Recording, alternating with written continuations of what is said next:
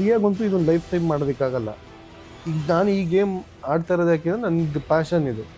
ನಾನು ಏನೋ ಒಂದು ಅಚೀವ್ ಮಾಡಬೇಕು ಆ ಥರ ಗೋಲ್ ಇಟ್ಕೊಂಡು, ಮತ್ತು ಇನ್ನೊಂದು ನಾನು ದುಡ್ಡು ಮಾಡಲೇಬೇಕು ಅಂತಲೇ ಮಾಡ್ತಾ ಇರೋದು. ಬೆಂಗಳೂರಲ್ಲೇ ಬಾಡಿ ಬಿಲ್ಡಿಂಗ್ ಸ್ಟಾರ್ಟ್ ಮಾಡಿ ಬೆಂಗಳೂರಲ್ಲೇ ಎಂಡ್ ಮಾಡ್ತೀನಿ ಅಂದರೆ ಅಂತೂ ಏನು ಪ್ರಯೋಜನವೇ ಇಲ್ಲ. ಪ್ಲೀಸ್ ಜೊತೆ ನೀವು ಸ್ಟೇಜ್ ಮೇಲೆ ಹೋದ್ರೇ ನಿಮ್ಗೊಂದು ವ್ಯಾಲ್ಯೂ ಇರುತ್ತೆ. ನಿಮಗೆ ಜನ ರೆಕಗ್ನೈಸ್ ಮಾಡೋದೇ ಅವಾಗ, ಇವ್ರ ಜೊತೆ ಕಂಪೀಟ್ ಮಾಡಿದ್ದ ಅಂತ. ಇವೆಲ್ಲ ಚಿಕ್ಕ ಚಿಕ್ಕ ಹುಡುಗರ ಜೊತೆ ಅವ್ರ ಜೊತೆನೇ ಮಾಡ್ಕೊಂಡಿದ್ರೆ ಲೈಫ್ ಟೈಮು ಟ್ರೋಫಿ ಗೆಲ್ತೀರಾ ಅಷ್ಟೇ. ಯಾರು ನೋಡ್ತಾರೆ ನಿಮ್ಮನ್ನು? ನಿಮಗೆ ಏನೇ ಆದರೂ ಇರಿಟೇಟ್ ಆಗುತ್ತೆ. ನೀವು ಸುಮ್ಮನೆ ಈಗ ಕ್ಯಾಶುವಲ್ ಆಗಿ ಮಾತಾಡ್ತಾ ಇದ್ರೂ ಸಿಟ್ಟು ಬರುತ್ತೆ. ಯಾಕಂದರೆ ನಾನು ಈಗ ಶೋಕಿಗೆ ಆಗ್ತಾನೆ, ಇನ್ಸ್ಟಾಗ್ರಾಮಲ್ಲಿ ದಿನ ಸ್ಟೋರಿ ಹಾಕ್ತಾನೆ, ಅದಾಗ್ತಾನೆ ಇದಾಗ್ತಾನೆ. ನನ್ನ ಪ್ರೊಫೆಷನ್ನೇ ಇದು.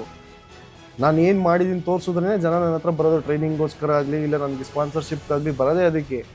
ಶೋಕಿ ಮಾಡೋಕ್ಕಾಗೋದು ಯಾರು ಅಂತಂದರೆ ಅದಕ್ಕೆ ಮಾಡಿರೋರು ಅಷ್ಟೇ. ನನ್ನ ಪ್ರೊಫೆಷನ್ನೇ ಇದು. ನಾನು ಡೈಲಿ ಅದು ಹಾಕಿದ್ರೇ ಈಗ ಎಷ್ಟೊಂದು ಜನ ಹುಡುಗಿರು ಹಂಗೆ ಅಂದ್ಕೊಳ್ಳೋದಲ್ವ, ಇವನು ಫೋಟೋ ಹಾಕ್ತಾನೆ, ಇವನು ತೋರ್ಸೋದಕ್ಕಾಗ್ತದೆ, ಇವ್ನು ಮದುವೆ ಆಗಿದ್ರು ಹಿಂಗೆ ಹಾಕ್ತಾನೆ ಫೋಟೋಸು. ನನ್ನ ಕೆಲಸನೇ ಇದು, ನಾನು ಮಾಡಲೇಬೇಕಲ್ಲ ಅದನ್ನು. ಒಬ್ಬ ಜಿಮ್ ಟ್ರೈನರ್ ಅಂದರೆ ಈಗ ಎಷ್ಟೊಂದು ಜನ ಎಷ್ಟು ಕೆಟ್ಟದಾಗ ನೋಡ್ತಾನೆ, ಬಿಡು ಅದೇ ಕೆಲಸ ಮಾಡ್ತಾನೆ. ನೀವು ಯಾವ ಜಿಮ್ಮಲ್ಲಿ ಇಷ್ಟೊತ್ತಿಗೆ ಕ್ಲಾಸ್ ಇದೆ ಅಂದರೆ ಆ ಕ್ಲಾಸು ಇಷ್ಟೊತ್ತಿಗೆ ರೀಚ್ ಆಗಬೇಕು ಅಂತ ಪ್ಲ್ಯಾನ್ ಮಾಡಿಕೊಂಡು 1 hour ಮುಂಚೆನೇ ಹೊರಡಬೇಕು. ಟ್ರಾಫಿಕ್ ಗಾಡಿ ಓಡಿಸ್ಕೊಂಡು ಹೋಗಿ ಆನ್ ಟೈಮ್ ರೀಚ್ ಆಗಿ ಕ್ಲಾಸ್ ಬಂದು ಮುಗಿಸಿ ಅಲ್ಲಿಂದ ಮತ್ತೆ ಇನ್ನೊಂದು ಕ್ಲಾಸ್ ಪರ್ ಡೇ. ಮಧ್ಯಾಹ್ನ ಮನೆಗೆ ಬಂದು ಊಟ ಮಾಡೋದು ಕಷ್ಟ. ಆ ಥರ ನಮ್ಮದು ಇಲ್ಲ. ಬಾಡಿ ಬಿಲ್ಡಿಂಗ್ ಶೋಸು, ಜಿಮ್ಮು ಇದೆಲ್ಲ ಹೆಂಗಾಗ್ಬಿಟ್ಟಿದೆ. ನಿಮ್ಮ ಹತ್ರ ದುಡ್ಡು ಇದೆಯಾ, ಆರಾಮಾಗಿ ಒಂದು ಜಿಮ್ ಸೆಟಪ್ ಹಾಕ್ಬಿಡೋದು. ನಿಮ್ಮ ಹತ್ರ ದುಡ್ಡು ಇದೆಯಾ, ನಿಮ್ಮ ಹೆಸರಲ್ಲೇ ಒಂದು ಬಾಡಿ ಬಿಲ್ಡಿಂಗ್ ಶೋ ಮಾಡೋದು. ಆ ಥರ ಈಗ ಆ ಪ್ಯಾಷನ್ ಇಟ್ಕೊಂಡು ಮಾಡ್ತಾ ಇರೋರು ತುಂಬ ಕಮ್ಮಿ. ಈಗ ಆ ಪ್ಯಾಷನ್ ಇಟ್ಕೊಂಡು ಮಾಡೋರಿಗೆ ಪಾಪ ಸಕ್ಸಸ್ ಸಿಗ್ತಾ ಇಲ್ಲ. ಎರಡೂ ಥರ ಡಿಸಡ್ವಾಂಟೇಜ್ ಇದೆ ಇಲ್ಲಿ. ಅವ್ರು ಏನು ಮಾಡ್ತಾರೆ, ನೆಕ್ಸ್ಟ್ ಇಂಟ್ರೆಸ್ಟೇ ತೋರಿಸಲ್ಲ. ಅವಾಗ ಎಷ್ಟೊಂದು ಜನ ಹೇಳೋದು, ಇವನು ದುಡ್ಡು ಮಾಡಲಿಲ್ಲ ದುಡ್ಡು ಹೆಸರು ಮಾಡಿದ್ದೀನಿ. 4 ಜನ ಮರ್ಯಾದೆ ಕೊಡೋ ಅಷ್ಟಂತೂ ಹೆಸರು ಮಾಡಿದ್ದೀನಿ ನಾನು. ಇನ್ನೊಂದು ಪ್ರಶ್ನೆ ಸರ್, ಮೇಡಮ್ ಅವ್ರ ಬಗ್ಗೆ ಹೇಳ್ಬೇಕು. ನೀವು ಎಷ್ಟು ಸಪೋರ್ಟಿವ್ ಇದ್ದಾರೆ, ಎಷ್ಟು ಖುಷಿ ಇದೆ ಅವ್ರು ನಿಮ್ಮ ಲೈಫಲ್ಲಿ ಇರೋದು, ಆ್ಯಂಡ್ ಅವ್ರ ಬಗ್ಗೆ ಒಂಚೂರು ಹೇಳಿ. ಮೇಡಮ್ ದೇವರು ಕೊಟ್ಟ ವರ.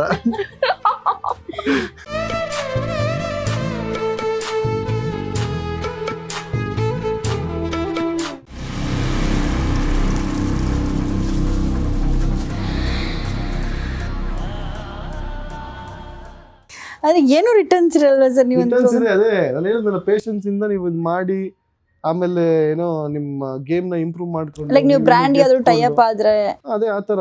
ಅದು ನಿಮಗೆ ಓವರ್ ನೈಟ್ ಆಗಲ್ಲ. ಅದು ನನಗೆ ಸ್ಟಾರ್ಟಿಂಗ್ 4-5 years ಏನೂ ಇರಲಿಲ್ಲ. ಈಗೆಲ್ಲ ಏನಂದರೆ ನಿಮಗೆ ಇನ್ಸ್ಟಾಗ್ರಾಮ್ ರೀಲ್ಸ್ ಇದೆಲ್ಲ ಬಂದ ಮೇಲೆ ನಿಮ್ಗೆ ಒಂದು 10,000 ಫಾಲೋವರ್ಸ್ ಇದ್ರೂ ಅಟ್ಲೀಸ್ಟ್ ಯಾವುದೋ ಒಂದು ಬ್ರ್ಯಾಂಡ್ ಸಪ್ಲಿಮೆಂಟ್ ಅಂತೂ ಕಳಿಸ್ತಾರೆ ನಿಮಗೆ. ಮುಂಚೆ ಈ ಥರ ಎಲ್ಲ ಇರಲೇ ಇಲ್ಲ. ಇಷ್ಟು ಬ್ರ್ಯಾಂಡ್ಸು ಇರಲಿಲ್ಲ ಮತ್ತು ಇಷ್ಟು ಸೋಷಿಯಲ್ ಮೀಡಿಯಾ ಇರಲಿಲ್ಲ. ನಿಮ್ಗೆ ಈಗೆಲ್ಲ ಹೆಂಗೆ ಅಂತಂದರೆ, ನೀವು ಬಾಡಿ ಬಿಲ್ಡರ್ ಆಗೇನೆ ದುಡ್ಡು ಮಾಡಬೇಕು ಅಂತ ಇಲ್ಲ. ಇನ್ಫ್ಲೂಯೆನ್ಸರ್ ಆಗಿ ಅರ್ನ್ ಮಾಡ್ಬೋದು. ಫಿಟ್ನೆಸ್ ಇನ್ಫ್ಲೂಯೆನ್ಸರ್ ಆಗಿನೇ ಅದನ್ನ ಒಂದು ಲೆವೆಲಿಗೆ ಫಿಸಿಕ್ ಬಿಲ್ಡ್ ಮಾಡಿ ನೀವು ಅರ್ನ್ ಮಾಡ್ಬೋದು. ಅದನ್ನು ನಿಮ್ಮ ಟ್ಯಾಲೆಂಟ್ ಅದು. ನೀವು ಯಾವ ಥರ ಕಂಟೆಂಟ್ ಕೊಡ್ತೀರಾ ಅದ್ರ ಮೇಲೆ. ನಿಮ್ಗೆ ಏನಂದರೆ ಎಂಡಲ್ಲಿ ನೀವು ದುಡ್ಡು ಮಾಡಬೇಕಷ್ಟೇ. ಫ್ರೀಯಾಗಂತೂ ಇದೊಂದು ಲೈಫ್ ಟೈಮ್ ಮಾಡೋದಕ್ಕಾಗಲ್ಲ. ಈಗ ನಾನು ಈ ಗೇಮ್ ಆಡ್ತಾ ಇರೋದು ಯಾಕೆಂದರೆ ನನಗೆ ಪ್ಯಾಷನ್ ಇದು. ನಾನು ಏನೋ ಒಂದು ಅಚೀವ್ ಮಾಡಬೇಕು ಆ ಥರ ಗೋಲ್ ಇಟ್ಕೊಂಡು, ಮತ್ತು ಇನ್ನೊಂದು ನಾನು ದುಡ್ಡು ಮಾಡಲೇಬೇಕು ಅಂತಲೇ ಮಾಡ್ತಾ ಇರೋದು. ಈಗ ನಾನು ಈ ಗೇಮ್ನ ಈಗ ನಿಲ್ಲಿಸ್ಬಿಟ್ಟೆ ಅಂತಂದರೆ ನನ್ನ ಅರ್ಧ ಇನ್ಕಮ್ ಹೋಗ್ಬಿಡುತ್ತೆ. ನಾನು ಶೇಪಲ್ಲಿರೋವರೆಗೂ ಅಷ್ಟೇ ನನಗೆ ವ್ಯಾಲ್ಯೂ ಇರೋದು. ಆ ಶೇಪಲ್ಲಿ ಇರೋ ಅಷ್ಟರಲ್ಲಿ ನಾನು ಏನೋ ಒಂದು ಮಾಡಬೇಕು ಫಿಟ್ನೆಸ್ಸಲ್ಲಿ. ಅದು ಅಲ್ಲಿವರೆಗೂ ಅಷ್ಟೇ. ಪೇಷನ್ಸಿಂದ ಮಾಡಿದ್ರೆ ಇದೆ ಇನ್ಕಮ್ ತುಂಬ ಚೆನ್ನಾಗಿದೆ ಇದರಲ್ಲಿ. ಯಾಕಂದರೆ ನಿಮಗೆ ತುಂಬ ಬ್ರ್ಯಾಂಡ್ಸ್ ಇದೆ. ಈಗ ಎಲ್ಲ ನಿಮಗೆ ಎಕ್ಸ್ಪೋಜರ್ ಜಾಸ್ತಿ ಇದೆ. ಇಲ್ಲೇ ಲೋಕಲಲ್ಲಿ ಮಾಡ್ಕೊಂಡಿದ್ರು ಅಂತೂ ಆಗಲ್ಲ. ಬೆಂಗಳೂರಲ್ಲೇ ಬಾಡಿ ಬಿಲ್ಡಿಂಗ್ ಸ್ಟಾರ್ಟ್ ಮಾಡಿ ಬೆಂಗಳೂರಲ್ಲೇ ಎಂಡ್ ಮಾಡ್ತೀನಿ ಅಂದರೆ ಅಂತೂ ಏನು ಪ್ರಯೋಜನವೇ ಇಲ್ಲ. ಯಾವುದೇ ಸ್ಪಾನ್ಸರ್ ಸಿಗಲ್ಲ ನಿಮಗೆ. ಇಲ್ಲಿ ಹುಡುಗರದು ಮೇನ್ ಪ್ರಾಬ್ಲಮ್ಮೇ ಅದು. ಈಗ ನಾವು ಹೊರಗಡೆ ಎಲ್ಲ ಶೋಸ್ಗೆ ಹೋದಾಗ ತುಂಬ ಕಮ್ಮಿ ಕರ್ನಾಟಕದಿಂದ ಬರೋದು. ಈಗ ತುಂಬ ದೊಡ್ಡ ದೊಡ್ಡ ಶೋಸ್ಗೆಲ್ಲ ತುಂಬ ಕಮ್ಮಿ. ಯಾಕಂದರೆ ಇಲ್ಲಿ ಒಂದು ಸಪೋರ್ಟ್ ಮಾಡ್ತಾ ಇಲ್ಲ ಯಾರೂ. ಈ ಶೋಗೆ ಹೋಗಿ ಮಾಡೋ ಈ ಥರ ಸಪೋರ್ಟು ಮಾಡ್ತಾ ಇಲ್ಲ. ಮತ್ತು ಅವ್ರಿಗೆ ಹೇಳ್ತಾ ಇಲ್ಲ ಯಾವ ಶೋ ಮಾಡಿದ್ರೆ ನಿನಗೆ ಎಕ್ಸ್ಪೋಜರ್ ಸಿಗುತ್ತೆ ಜಾಸ್ತಿ. ಮತ್ತು ಇಲ್ಲಿ ಹುಡುಗರಿಗೆ ಸೋಲ್ತೀನಿ ಅನ್ನೋ ಭಯನೇ ಜಾಸ್ತಿ. ಈಗ ನಂದು ಮೈಂಡ್ಸೆಟ್ ಹೆಂಗೆ ಅಂತಂದರೆ, ನಾನು ಸೋತ್ರೂ ಒಂದು 10 ಜನ ದೊಡ್ಡ ಅಥ್ಲೀಟ್ಗಳಿದ್ದಾಗ ಸೋಲ್ಬೇಕು. ನೀವು ಸೋತ್ರೂ ಒಂದು ಎಕ್ಸ್ಪೋಜರ್ ಸಿಗುತ್ತೆ ನಿಮಗೆ. ಈಗ ನಾನೀಗ ನರೇಶ್ ಸೂರ್ಯ ಸೋತಾಗ ನಾನು ಸೋತಿರೋ 2 ಪ್ರೋ ಕಾರ್ಡ್ ಗೆದ್ದಿದ್ದಾರೆ. ಈಗ ನೀವು ಆ ಥರ ಅಥ್ಲೀಟ್ಸ್ ಜೊತೆ ನೀವು ಸ್ಟೇಜ್ ಮೇಲೆ ಹೋದ್ರೇ ನಿಮ್ಗೊಂದು ವ್ಯಾಲ್ಯೂ ಇರುತ್ತೆ. ನಿಮಗೆ ಜನ ರೆಕಗ್ನೈಸ್ ಮಾಡೋದೇ ಅವಾಗ, ಇವ್ರ ಜೊತೆ ಕಂಪೀಟ್ ಮಾಡಿದ್ದ ಅಂತ.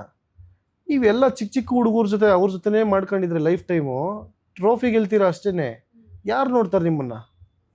ನೀವು ಒಂದು 4 ಜನ ದೊಡ್ಡ ದೊಡ್ಡವ್ರ ಜೊತೆ ಕಾಣಿಸ್ಕೊಂಡ್ರೆ ನಿಮ್ಮನ್ನು ಜನ ನೋಡೋದು. ಫಸ್ಟು ಭಯ ಪಡಬಾರ್ದು.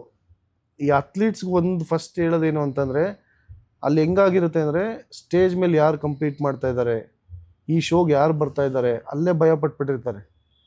ಸ್ಟೇಜ್ ಮೇಲೆ ಯಾರು ಬರಲಿ, ಗೆಲ್ಲೋದು ನಾನೇ ಅಂತಲೇ ಹೋಗ್ಬೇಕು. ಸರ್ ಒಂಚೂರು ಚೇಂಜಸ್ ಆದ್ರೂ ಕಂಪ್ಲೀಟ್ ವೇರಿಯೇಷನ್ಸ್ ಅಲ್ಲ, ಅದು ಹೆಂಗೆ ಅಂದರೆ, ನೀವು ಅಲ್ಲಿ ಸ್ಟೇಜ್ ಹತ್ರ ಹೋದ್ಮೇಲೆ ಏನು ಚೇಂಜ್ ಮಾಡೋಕ್ಕಾಗಲ್ಲ. ನಿಮ್ಮ ಫಿಸಿಕಲ್ ಏನು ಚೇಂಜ್ ಆಗಲ್ಲ ಅಲ್ಲಿ. ಈಗ ಸ್ಟೇಜ್ ಹತ್ತಬೇಕು ಅಂದ್ರೆ ಸ್ಟೇಜ್ ಮೇಲೆ ಹೋಗ್ಬೇಕಾದ್ರೆ ಕುಡಿಯಲ್ಲ ಇವರು. ನೀವು 100% ಹೆಂಗೆ ಅಂದ್ರೆ ನಾನು ಗೆಲ್ತೀನಿ ಅಂತಾನೆ ಹೋಗ್ಬೇಕಲ್ಲಿ. ಆ ಮೈಂಡ್ ಸೆಟ್ ಇರಲೇಬೇಕು ನಿಮಗೆ. ಏನೋ 2 days 1 or 2 ಇಲ್ಲ, ಅದು days ಡಿಪೆಂಡ್ಸ್ ನಿಮಗೆ.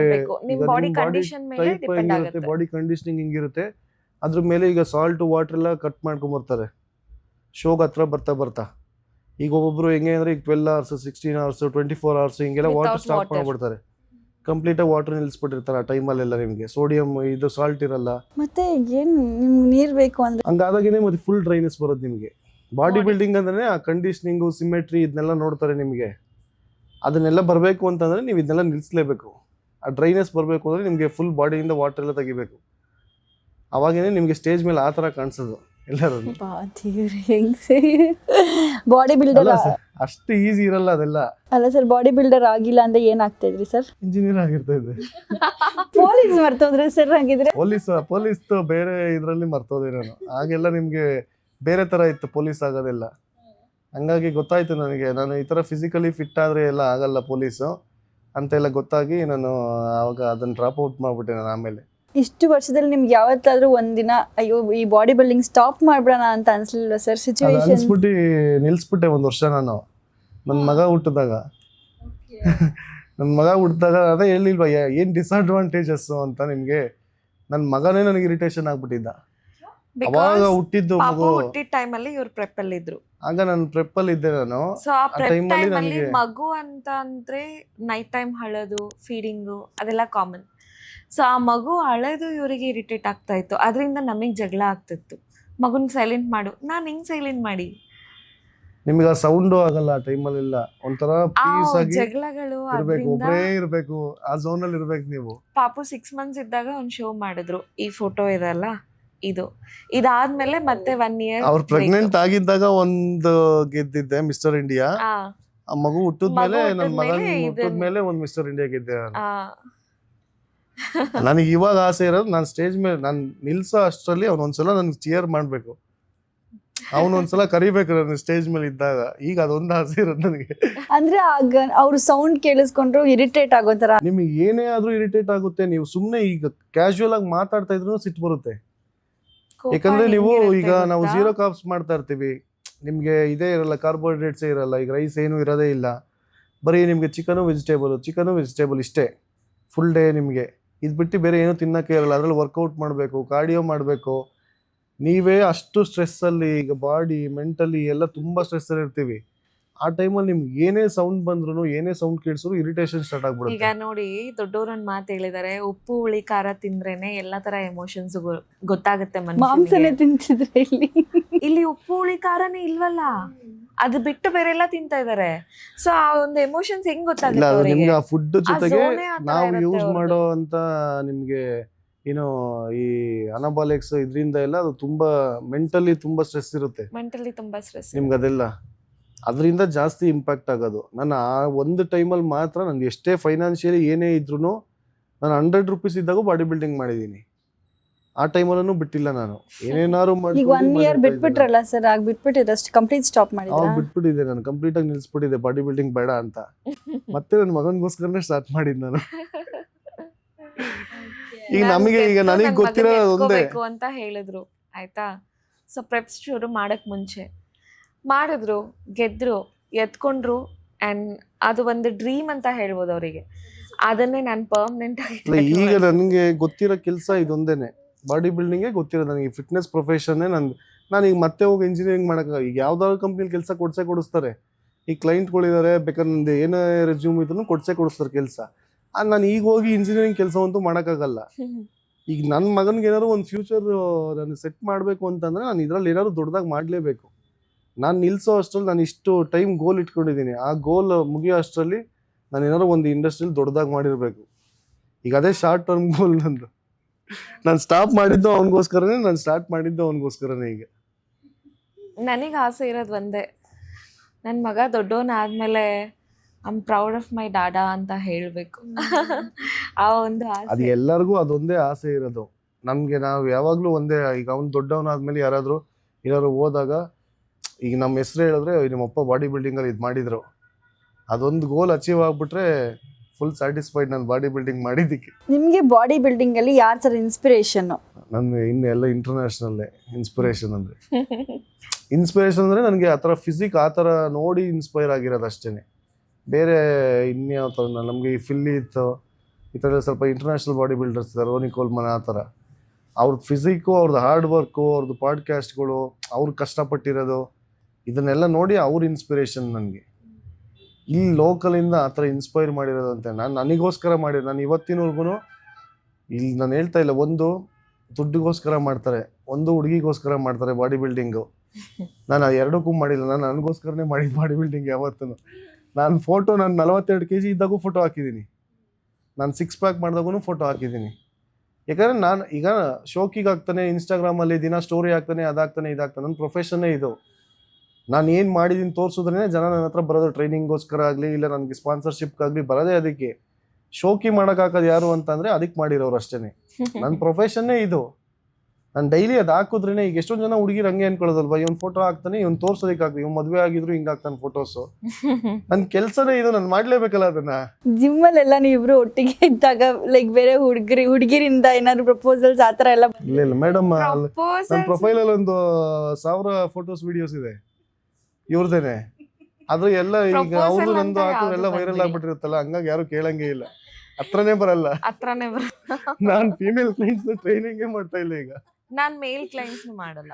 ನಾನು ಫೀಮೇಲ್ ಕ್ಲೈಂಟ್ಸ್ ಅಂದರೆ ಆನ್ಲೈನ್ ಕೋಚಿಂಗ್ ಮಾಡ್ತೀನಿ. ಈಗ ಆಫ್ಲೈನ್ ಹೋಗೋದೇ ಇಲ್ಲ. ಈಗ ಒಂದು ಹೆಂಗೆ ಅಂದರೆ ಫಿಟ್ನೆಸ್ ಇಂಡಸ್ಟ್ರಿಲಿ ಏನಾಗ್ಬಿಟ್ಟಿದೆ, ನೀವು ಜೆನ್ವಿನ್ನಾಗಿ ಟ್ರೈನಿಂಗ್ ಮಾಡ್ತಾ ಇದ್ರು ಸ್ವಲ್ಪ ಜನ ಮಾಡೋ ತಪ್ಪಿಂದ ಎಲ್ಲರನ್ನೂ ಜನ ಹಂಗೆ ನೋಡ್ತಾರೆ, ಪರ್ಸ್ಪೆಕ್ಟಿವ್ ಇಂದ ನೋಡ್ತಾರೆ. ಈಗ ಟ್ರೈನರ್ ಅಂದ್ರೆ ಹಂಗೆ ನೋಡ್ತಾರೆ. ನೀವು ಒಂಥರ ಬೇರೆ ಪಾಯಿಂಟ್ ಆಫ್ ವ್ಯೂನೇ ಆಗ್ಬಿಟ್ಟಿದೆ ಈಗ. ಯಾಕಂದರೆ ಈಗಿರೋ ಹುಡುಗರು, ನಾನು ಹೇಳ್ತಾ ಇಲ್ಲ, ಈಗ ಏನು ಕೆಲಸ ಸಿಗ್ದಲೇ ಬರ್ತಾ ಇರೋರು, ಮುಂಚೆ ಪ್ಯಾಷನೇಟ್ ಆಗಿ ಟ್ರೈನರ್ ಆಗಿದ್ದವರು, ಎರಡಕ್ಕೂ ಡಿಫ್ರೆನ್ಸ್ ಇದೆ. ಏನೂ ಇಲ್ದಲೇ ಕೆಲ್ಸಕ್ಕೆ ಬರ್ತಾವ್ರು ಏನು ಗೊತ್ತಾ, ಇವರು ಮೈಂಡ್ ಸೆಟ್ಟೇ ಬೇರೆ ಥರ ಇರುತ್ತೆ ಎಷ್ಟೊಂದು ಜನ ಹುಡುಗರದು. ಹಂಗೆ ಅದಕ್ಕೋಸ್ಕರನೇ ಜಿಮ್ಮಿಗೆ ಬಂದಿರ್ತಾರೆ. ಇವರಿಂದ ಪಾಪ ಕಷ್ಟಪಟ್ಟು ಕೆಲಸ ಮಾಡ್ತಾ ಇರೋವ್ರಿಗೆಲ್ಲ ಅದು ತುಂಬ ಇಂಪ್ಯಾಕ್ಟ್. ಯಾರೋ ಒಂದು ಒಳ್ಳೆ ಫಿಸಿಕ್ ಇದ್ರೆ ಸಾಕು, ಅವ್ನು ನೋಡಿದ್ರೆ ಬೇರೆ ಇದರಲ್ಲೇ ನೋಡ್ತಾ ಇರ್ತಾರೆ. ನಾನೊಬ್ಬ ಜಿಮ್ ಟ್ರೈನರ್ ಅಂದರೆ ಈಗ ಎಷ್ಟೊಂದು ಜನ ಎಷ್ಟು ಕೆಟ್ಟದಾಗ ನೋಡ್ತಾರೆ, ಬಿಡು ಅದೇ ಕೆಲಸ ಮಾಡ್ತಾನೆ.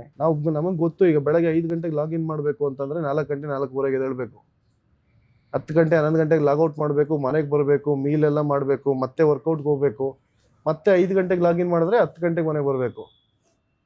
ಫುಲ್ 365 ಡೇಸ್ ಇದೇ ಕೆಲಸ. ನಿಮಗೆ ವೀಕಲ್ಲಿ ಒಂದಿನ ಆಫ್ ಸಿಗುತ್ತೆ. ಇವರಾದ್ರೂ ಒಂದ್ ಕಡೆ ಇದ್ದು ಕೆಲಸ ಮಾಡ್ತಿದ್ದವರು, ನಾವು ಗ್ರೂಪ್ ಕ್ಲಾಸಸ್ ತಗೊಳ್ತಿದ್ದು 20+ ಜಿಮ್ಮಲ್ಲಿ ಫ್ರೀಲಾನ್ಸಿಂಗ್. ನೀವು ಯಾವ ಜಿಮ್ಮಲ್ಲಿ ಇಷ್ಟೊತ್ತಿಗೆ ಕ್ಲಾಸ್ ಇದೆ ಅಂದರೆ ಆ ಕ್ಲಾಸು ಇಷ್ಟೊತ್ತಿಗೆ ರೀಚ್ ಆಗಬೇಕು ಅಂತ ಪ್ಲ್ಯಾನ್ ಮಾಡಿಕೊಂಡು 1 hour ಮುಂಚೆನೇ ಹೊರಡಬೇಕು. ಟ್ರಾಫಿಕ್ ಗಾಡಿ ಓಡಿಸ್ಕೊಂಡು ಹೋಗಿ ಆನ್ ಟೈಮ್ ರೀಚ್ ಆಗಿ ಕ್ಲಾಸ್ ಬಂದು ಮುಗಿಸಿ, ಅಲ್ಲಿಂದ ಮತ್ತೆ ಇನ್ನೊಂದು ಕ್ಲಾಸ್ ಪರ್ ಡೇ. ಮಧ್ಯಾಹ್ನ ಮನೆಗೆ ಬಂದು ಊಟ ಮಾಡೋದು ಕಷ್ಟ. ಆ ಥರ ನಮ್ಮದು.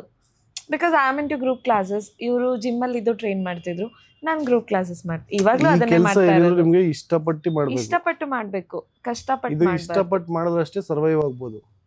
ಈಗ ತುಂಬ ಜನ ಹುಡುಗರದ್ದು ಅದು ಪ್ರಾಬ್ಲಮ್, ಸರ್ವೈವ್ ಆಗೋದು ತುಂಬ ಕಷ್ಟ ಇದರಲ್ಲಿ. ನೀವು ಯಾಕಂದರೆ ಬೆಳಗ್ಗೆ ದಿನ ನೀವು 5 ಗಂಟೆ 4 ಗಂಟೆಗೆ ಎದ್ದೇಳೋದೆಲ್ಲ ಈಸಿ ಅಲ್ಲ ಅದು. ಯಾಕಂದರೆ ಡೈಲಿ ರೊಟೀನ್ ಇದು. ವೀಕಲ್ಲಿ ಒಂದಿನ ಆಫ್ ಸಿಗುತ್ತೆ ಅಂದರೆ 365 ಡೇಸ್ ಕೆಲಸ ಇದೆ ನಿಮಗೆ. ನೀವು ಅಷ್ಟು ಡೆಡಿಕೇಟೆಡ್ ಆಗಿ ಇರಬೇಕು ಅಂತಂದರೆ ಅದು ತುಂಬ ಕಷ್ಟ. ಮತ್ತು ನೀವು ನಿಮ್ಮನ್ನು ಮೇಂಟೈನ್ ಮಾಡ್ಕೊಂಡ್ರೆ ನಿಮಗೆ ಪ್ರಾಫಿಟ್ ಆಗೋದು. ಯಾಕಂದರೆ ಯಾವುದೇ ಜಿಮ್ಗೆ ಫಸ್ಟ್ ಕ್ಲೈಂಟ್ ಬಂದರೆ ನಿಮ್ಮನ್ನು ನೋಡಿ ಅವನು ಅಪ್ರೋಚ್ ಮಾಡೋದು. ನಿಮ್ಮ ನಾಲೆಡ್ಜು, ನಿಮ್ಮದು ಸರ್ಟಿಫಿಕೇಷನ್ನು, ಇದನ್ನೆಲ್ಲ ಏನು ನೋಡಲ್ಲ ಅವ್ನು. ಫಸ್ಟು ನಿಮ್ಮನ್ನ ಅಪಿಯರೆನ್ಸ್ ನೋಡಿ ನೀವು ಹೆಂಗಿದ್ದೀರಾ ಅಂತ ಫಸ್ಟ್ ನಿಮ್ಮ ಹತ್ರ ಬರ್ತಾನೆ. ಆಮೇಲೆ ನಿಮ್ಮ ನಾಲೆಡ್ಜು, ನೀವು ಹೆಂಗೆ ಮಾತಾಡ್ತೀರಾ, ಇದೆಲ್ಲ ನೀವು ನೋಡೋದಕ್ಕೇ ಟ್ರೈನರ್ ಥರ ಇಲ್ಲ ಅಂದರೆ ನಾನು ಇವನ ಹತ್ರ ಹೋಗಿ ಏನು ಟ್ರಾನ್ಸ್ಫಾರ್ಮೇಷನ್ ಮಾಡಲಿ ಅಂತ ಆ ಥರ ಮೈಂಡ್ಸೆಟ್ಟಿಗೆ ಬಂದುಬಿಡುತ್ತೆ. ನೀವು ಹಂಗಾಗಿ ಏನು ಸುಮ್ಮನೆ ಬೆಳಗ್ಗೆ ಎದ್ದೇಳ್ತೀನಿ, ಹೋಗ್ತೀನಿ, ಬರ್ತೀನಿ, ಹಿಂಗಿರೋಕ್ಕಾಗಲ್ಲ. ನೀವು ವರ್ಕೌಟ್ ಮಾಡಬೇಕು, ನೀವು ಡಯಟ್ ಮಾಡಬೇಕು. ಈಗ ತುಂಬ ಜನ 90% ಜನ ಟ್ರೈನರ್ಸ್ ಥರನೇ ಇರಲ್ಲ ಜಿಮ್ಮಲ್ಲಿ. ಸುಮ್ಮನೆ ಟ್ರೈನರ್ ಅಂತ ಒಂದು T-ಶರ್ಟ್ ಹಾಕೋತಾರೆ ಬಿಟ್ಟರೆ ಟ್ರೈನರ್ಸ್ ಥರನೇ ಇರಲ್ಲ. ಮೇನ್ ಪ್ರಾಬ್ಲಮ್ ಆಗ್ತಿರೋದೇ ಅದು. ಈಗ ಆ ಪ್ರೊಫೆಷ್ನಲಿಸಮ್ ಕಮ್ಮಿ ಆಗ್ಬಿಡ್ತಾ ಇದೆ. ಯಾರ್ಯಾರು ಬೇಕಾದ್ರೂ ಟ್ರೈನರ್ ಆಗ್ಬಿಡ್ತಾ ಇದ್ದಾರೆ ಈಗ. ಒಂಥರ ಜಾತ್ರೆ ಆಗ್ಬಿಟ್ಟದೆ. ಈಗ ಜಿಮ್ ಓನರ್ಸ್ನ ಬ್ಲೇಮ್ ಮಾಡೋಕ್ಕಾಗಲ್ಲ, ಯಾಕಂದ್ರೆ ಅವ್ರಿಗೆ ಪಾಪ ಬೇಕಾಗಿದ್ದ ಟೈಮಲ್ಲಿ ಟ್ರೈನರ್ ಸಿಗ್ತಾ ಇಲ್ಲ. ಈಗ ಆ ಥರ ಆಗ್ಬಿಟ್ಟಿದೆ. ಜಿಮ್ ಓನರ್ಸ್ಗೆ ಟ್ರೈನರೇ ಸಿಗಲ್ಲ ಈಗ. ಎಕ್ಸ್ಪೀರಿಯನ್ಸ್ ಸಿಗ್ತಾನೆ ಇಲ್ಲ ಅವ್ರಿಗೆ. ಎಲ್ಲ ಫ್ರೆಶರ್ಸೇ. ಅಂಡ್ ದುಡ್ಡಿರೋರೆಲ್ಲ ಜಿಮ್ ಸ್ಟಾರ್ಟ್ ಮಾಡ್ತಿದ್ದಾರೆ ಸರ್. ಒಂದು ಟ್ರೈನರ್ನ ಕರ್ಕೊಂಡು ಜಿಮ್ ಸ್ಟಾರ್ಟ್ ಮಾಡೋದು. ಬಾಡಿ ಬಿಲ್ಡಿಂಗ್ ಶೋಸ್, ಜಿಮ್ ಇದೆಲ್ಲ ಹೆಂಗಾಗ್ಬಿಟ್ಟಿದೆ. ನಿಮ್ಮ ಹತ್ರ ದುಡ್ಡು ಇದೆಯಾ, ಆರಾಮಾಗಿ ಒಂದು ಜಿಮ್ ಸೆಟಪ್ ಹಾಕ್ಬಿಡೋದು. ನಿಮ್ಮ ಹತ್ರ ದುಡ್ಡು ಇದೆಯಾ, ನಿಮ್ಮ ಹೆಸರಲ್ಲೇ ಒಂದು ಬಾಡಿ ಬಿಲ್ಡಿಂಗ್ ಶೋ ಮಾಡೋದು. ಆ ಥರ ಈಗ ಆ ಪ್ಯಾಷನ್ ಇಟ್ಕೊಂಡು ಮಾಡ್ತಾ ಇರೋರು ತುಂಬ ಕಮ್ಮಿ. ಈಗ ಆ ಪ್ಯಾಷನ್ ಇಟ್ಕೊಂಡು ಮಾಡೋರಿಗೆ ಪಾಪ ಸಕ್ಸಸ್ ಸಿಗ್ತಾ ಇಲ್ಲ. ಎರಡೂ ಥರ ಡಿಸ್ಅಡ್ವಾಂಟೇಜ್ ಇದೆ ಇಲ್ಲಿ. ಅವ್ರು ಏನು ಮಾಡ್ತಾರೆ, ನೆಕ್ಸ್ಟ್ ಇಂಟ್ರೆಸ್ಟೇ ತೋರಿಸಲ್ಲ ಅವಾಗ. ಲೈಕ್ ನೀವು ಜಿಮ್ ಟ್ರೈನ್ ಅಲ್ಲಿ ಕಪಲ್ಸ್ ಎಲ್ಲ ಬರ್ತಾರಲ್ವ, ಸೊ ಎಂತ ಒಂದು ಫನಿ ಕಪಲ್ಸ್ ನೋಡಿರ್ತೀರಾ? ಅಂದ್ರೆ ಒಂದಷ್ಟು ಸ್ವಲ್ಪ ಜನ ಬರ್ತಾರೆ. ನಿಮಗೆ ನೀವು ಜಿಮ್ಮಲ್ಲಿ ಹೆಂಗೆ ಅಂತಂದ್ರೆ ಆಕ್ಚುಲ್ ಆಗಿ ತುಂಬಾ ವೆರೈಟಿ ಜನಗಳು ಇರ್ತಾರೆ ಜಿಮ್ಮಲ್ಲಿ. ನಿಮ್ಗೆ you can see n number of ಈಗೆಲ್ಲ ಅದು ಹೆಂಗೆ ಅಂತಂದ್ರೆ, ಇದು ನೀವು ಕಾಲೇಜ್ ಹೋಗೋರ್ನೆಲ್ಲ ನೋಡ್ಬಿಟ್ರೆ ನೀವು ಕಪಲ್ ಗೋಲ್ಸ್ ಅವರೆಲ್ಲ ತುಂಬಾ ಎಕ್ಸ್ಟ್ರೀಮ್ ಇದ್ರಲ್ಲೇ ಇರ್ತಾರೆ. ನೀವೇನು ಸ್ವಲ್ಪ ಆದ್ರೂ ಡೀಸೆಂಟ್ ಆಗಿರ್ಬೇಕು. ನೀವು ಅವ್ರು ಹೆಂಗೆ ಅಂದ್ರೆ ವರ್ಕೌಟ್ ಮಾಡಕ್ ಬರೋದಕ್ಕಿಂತ ವಿಡಿಯೋಸ್ ತಗೊಳ್ಳೋದೇ ಜಾಸ್ತಿ. ಅದೇ ಟ್ರೆಂಡ್ ಇರೋದು ನಿಮಗೆ. Matching shoes, couple goals. Workout ಮಾಡೋದಕ್ಕಿಂತ ಮಾತಾಡೋದು ಜಾಸ್ತಿ. ಈಗ ಒಬ್ಬೊಬ್ರು ಒಂದೊಂಥರ ಕ್ಯಾರೆಕ್ಟರ್ಗಳು ಇರ್ತಾರೆ. ಈಗ ಏನೋ ಮ್ಯಾರಿಡ್ ಇದ್ರೆ ಅವ್ರು ಹೆಂಗೆ ಅಂತಾರೆ, ಜಿಮ್ಮಲ್ಲಿ ಮಾತಾಡೋಕ್ಕೆ ಬರ್ತಾರೆ. ವರ್ಕೌಟ್ಗಿಂತ ಅವ್ರಿಗೆ ಬರೀ ಅದೇ ಕೆಲಸ. ಇನ್ನು ಸ್ವಲ್ಪ ಜನ ಹೆಂಗೆ ಅಂದರೆ ಬೇರೆಯವ್ರು ಏನು ಮಾಡ್ತಾ ಇದ್ದಾರೆ ಅಂತ ನೋಡೋಕೆ ಬರ್ತಾರೆ. ಅವ್ರು ಸುಮ್ಮನೆ ಟೈಮ್ ಪಾಸ್ಗೆ. ಈ ಕಾಲೇಜ್ ಹುಡುಗರು ಹೆಂಗೆ ಅಂತಂದರೆ ಬರೀ ಯೂಟ್ಯೂಬು. ಅವ್ರು ಬರೀ ಯೂಟ್ಯೂಬಲ್ಲಿ ನೋಡ್ಕೊಂಡು ಅವ್ರು ಅಲ್ಲ 5 ನಿಮಿಷ ನೋಡಿ ಇಲ್ಲ 5 ನಿಮಿಷ ಮಾಡೋ ಅಷ್ಟೊತ್ತಿಗೆ ಅಲ್ಲೇ ಟೈಮಾಗಿ ಹೋಗಿರುತ್ತೆ. ನೀವು ಒಂಥರ ಜಿಮ್ಮೆ ಒಂಥರ ಏನದು ಜುರಾಸಿಕ್ ಪಾರ್ಕ್ ಥರ ಅದು. Different variety so different type of peoples ಇರ್ತಾರಲ್ವಾ. ಅದಕ್ಕೆ ಮತ್ತೆ ಜಿಮ್ಮಲ್ಲಿ ನಿಮ್ಗೆ ಏನಕ್ಕೆ ರಿಲ್ಯಾಕ್ಸೇಷನ್ ಸಿಗೋದು ಅಂತಂದ್ರೆ, ಒಂದು ವರ್ಕೌಟ್ ಮಾಡ್ತೀರಾ, ಒಂದು ಈ ತರ ಕಾಮಿಡಿಗಳು ನೋಡ್ತಾ ಇರ್ತೀರಲ್ಲ, ಅದಕ್ಕೆ ಜಿಮ್ಮಲ್ಲಿ ಮೈಂಡ್ ರಿಲ್ಯಾಕ್ಸ್ ಆಗ್ಬಿಡುತ್ತೆ ಅವಾಗ ಈ ತರದನ್ನೆಲ್ಲ ನೋಡಿದಾಗ. ಹೆಂಗ್ ಕಪಲ್ಸ್ ಇರ್ತಾರೆ, ಯಂಗ್ಸ್ಟರ್ಸ್ ಅಂಕಲ್ಗಳು ಇರ್ತಾರೆ, ಲೈಕ್ ತುಂಬಾ ಏಜ್ ಆಗಿ ಎಲ್ಲ ತುಂಬಾ ಡೆಡಿಕೇಟೆಡ್ ಆಗಿ ಮಾಡಕ್ ಬರೋರು ತುಂಬಾ ಕಮ್ಮಿ. ಹಿಂಗೆ ಅಂತಂದ್ರೆ ನಿಮ್ಗೆ ವಿಡಿಯೋ ಮಾಡಕ್ಕೆ ಅಂತ ಬರೋರೆ ತುಂಬಾ ಜಾಸ್ತಿ. ಬ್ಲಾಗ್ ಅಪ್ಲೋಡ್ ಮಾಡ್ಬೇಕು, ಒಂದ್ ಫೋನ್ ಇಟ್ಕೊಂಡು ಹೆಂಗೆ ಅಂದ್ರೆ ಇನ್ನೂ ಒಂದು 3 kg ಮೊದಲು ಗೇನ್ ಆಗಿರಲ್ಲ, ಆಗ್ಲೇ ಒಂದ್ 300 ವಿಡಿಯೋ ತಕೊಂಡು ನಿಂತಿರ್ತಾರೆ. ಅವ್ರು ಮಾಡೋ 3 ನಿಮಿಷ ವರ್ಕೌಟ್ ಅದ್ರಲ್ಲಿ ಒಂದು 30 ವಿಡಿಯೋ 30 ಆಂಗಲ್ ಅಲ್ಲಿ ತಕೊಂಡು ಅದ್ರಲ್ಲೇ ಟೈಮ್ ಪಾಸ್ ಆಗೋಗಿರುತ್ತೆ. ನಿಮ್ಗೆ ವರ್ಕೌಟ್ ಎಲ್ಲಿ ಮಾಡ್ತೀರಾ ನೀವು ಹಂಗ್ ಮಾಡ್ಕೊಂಡು ಕುತ್ಕೊಂಡ್ರೆ? ಈಗ ನಾನು ಹೇಳ್ತಲ್ಲ, ಕಂಟೆಂಟ್ ಕ್ರಿಯೇಟ್ ಮಾಡೋದೇ ಒಂದು ಕೆಲಸ ಆಗ್ಬಿಟ್ಟಿದೆ. ಅದೇ ಪ್ರಾಬ್ಲಮ್ ಇವಾಗ. ಇನ್ನೊಂದು ಪ್ರಶ್ನೆ ಸರ್, ಮೇಡಮ್ ಅವ್ರ ಬಗ್ಗೆ ಹೇಳ್ಬೇಕು ನೀವು. ಎಷ್ಟು ಸಪೋರ್ಟಿವ್ ಇದ್ದಾರೆ, ಎಷ್ಟು ಖುಷಿ ಇದೆ ಅವ್ರು ನಿಮ್ಮ ಲೈಫಲ್ಲಿ ಇರೋದು, ಆ್ಯಂಡ್ ಅವ್ರ ಬಗ್ಗೆ ಒಂಚೂರು ಹೇಳಿ. ಮೇಡಮ್ ದೇವರು ಕೊಟ್ಟ ವರ. ದೇವ್ರು ಹಂಗೆ, ನೀವು ಯಾವಾಗಾದ್ರೂ ಕಷ್ಟ ಅಂತ ಕೇಳ್ಕೊತಾ ಇದ್ದಾಗ ಏನೋ ತಥಾಸ್ತು ಅಂತ ಕೊಟ್ಬಿಡ್ತಾನೆ. ಹಂಗೆ ಕೊಟ್ಟಂತ ಒಂದು ವರ ಅಂತ ಹೇಳ್ತಾ ಇದ್ದೀರಾ. ನಾ ಅದೇ ಹೇಳಲ್ಲ, ನಾವು ಮೇಡ್ ಫಾರ್ ಈಚ್ ಅದರ್ ಅಂತ ಹೇಳಲ್ಲ, ನಮ್ಮನ್ನ ನೋಡಿ ಫಾಲೋ ಮಾಡಿ ಅಂತಾನು ಹೇಳಲ್ಲ. ನಾವು 100% ಏನೋ ಎಲ್ಲಾದ್ರಲ್ಲೂ ದೇವ್ರ ತರ ಇದೀವಿ ಈ ತರನು ಹೇಳಲ್ಲ. ನಾವು ಒಟ್ಟಲ್ಲಿ ಎಷ್ಟೇ ಜಗಳ ಆಡಿದ್ರು ಏನೇ ಮಾಡಿದ್ರು ನನಗೆ ಈ 4 years ಎಲ್ಲಾ ತರನು ಸಪೋರ್ಟ್ ಮಾಡಿದ್ದಾರೆ. ಒಟ್ಟು ನನಗೆಲ್ಲ ಕಷ್ಟದಲ್ಲಿದ್ದಾರೆ. ಇವತ್ತಿನವರೆಗೂ ಪಾಪ ಏನು ಕೇಳಿಲ್ಲ ನನ್ನ ಹತ್ರ, ಯಾಕಂದ್ರೆ ಅವ್ರಿಗೆ ಗೊತ್ತು ನನ್ನ ಖರ್ಚು ಎಷ್ಟಿದೆ ಅಂತ. ಅದಕ್ಕೆ ಅವ್ರು ಏನು ಕೊಡಿಸ್ತೀನಿ ಅಂದ್ರು ಅದರಲ್ಲಿ ಖುಷಿಯಾಗಿದ್ದಾರೆ. ಮೇಯ್ನಾಗಿ ಈ ಥರ ಇದ್ರೆ ಮಾತ್ರ ಆಗೋದು. ಯಾಕಂದ್ರೆ ನಾನು ತುಂಬಾ ಜನ ನೋಡಿದ್ದೀನಿ, ನನಗೆ ಗುಚ್ಚಿ ಬೇಕು, LV ಬೇಕು, ನಾನು ಒಂದಿನಕ್ಕೆ ಆತರ ಇಲ್ಲ. ಅವ್ರಿಗೆ ಗೊತ್ತು ಅಂತ ಕೇಳಿಲ್ಲ. ಅಂಡ್ ನಾನ್ ಶಾಪಿಂಗ್ ಹೋಗುವಾಗ ಬರ್ತೀಯಾ ಅಂತ ಕೇಳಿದ್ರೆ ಇಲ್ಲ ನೀನು ಹೋಗ್ಬಾ, ಓಕೆ ಫೈನ್. ಅವ್ರಿಗೆ ಯಾಕಂದ್ರೆ ಗೊತ್ತು ಒಂದಿನ 1 ಲಕ್ಷ ಇರುತ್ತೆ, ಇಲ್ಲ ಒಂದಿನ 1,000 ಇರುತ್ತೆ ಅಂತ ಗೊತ್ತು. ಈಗ ನಾನು ಹೇಳಿದ್ರೆ ಈಗ 1,000 ಇದೆ ಅಂತಂದ್ರೆ ಅವ್ರು ಕೇಳಲ್ಲ ಏನನ್ನು. ಈ 4 years ಅಲ್ಲಿ ನಮ್ಮ ಹತ್ರ 100 ರೂಪಾಯಿ ಇದ್ರು ನಾವು ಜೀವನ ಮಾಡಿದೀವಿ.